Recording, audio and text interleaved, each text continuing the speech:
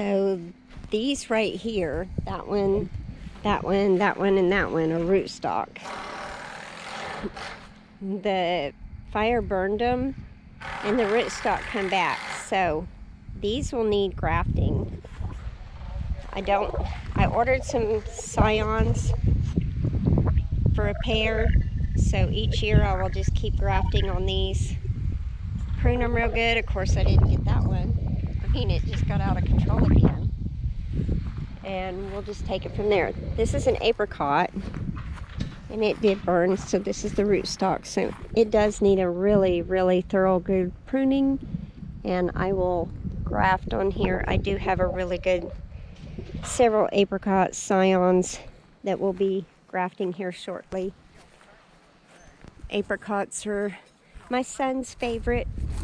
He loves, you know, when my kids are growing up, some of the things that they enjoyed was Mama's home cooking. Homemade pizzas, homemade bread. Of course, these days I can't eat a lot of that stuff, but the homemade jellies and jams and syrups and salsa. So when my kids come home, they want that stuff.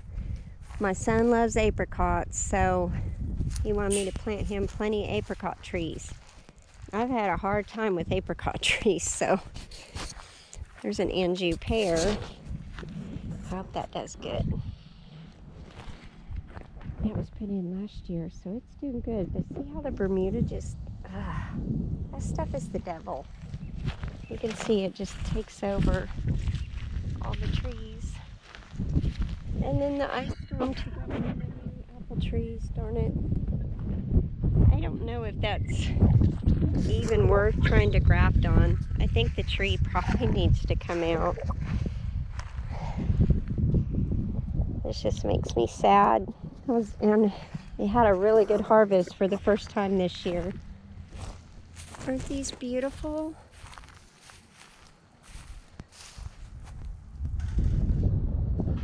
So the bees are enjoying the fruit trees. Some bees up there.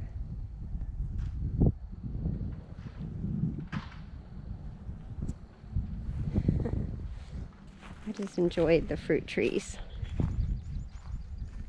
So we are restoring the orchard, and it looks rough, but in the next 5 years it'll fully be restored and it'll be beautiful, vibrant, and producing a ton of food. And that's the exciting part.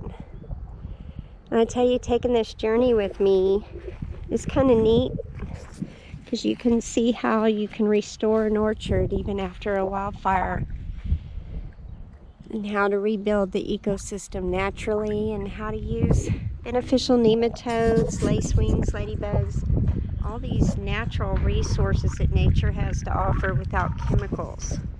Because chemicals just destroy the environment. I'm just against them. I think it's healthier food if you just don't spray and don't use all that stuff.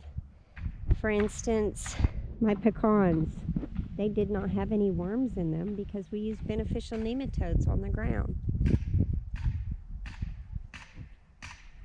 Just for your information. I think that's why I share things, is because I grow sustainable and all natural. And I wish y'all, I'm going to find some old footage and stuff, because I was visiting with Old Redding Farm, and he would love to see the full restoration of the farm from before the fire, during the fire, and what we've done after the fire. So I'm going to compile that. It may take me a while, and I'm going to have to go through some footage and stuff, but I may save those for this fall. But I would love to share that, to show people that it is possible to restore, and the long process it takes, but it's doable. You don't need to use chemicals. Be kind to the earth and grow food sustainably. Oh my goodness, it's just so pretty. Happy spring. I love this. hope y'all enjoyed as much as I do. And have a very blessed Easter weekend. We celebrate the resurrection of the Lord Jesus Christ, and that is what Easter's about. And I'm so thankful for God and all He's done and all this beautiful nature He's given us and His wonderful Son. Y'all have a blessed weekend.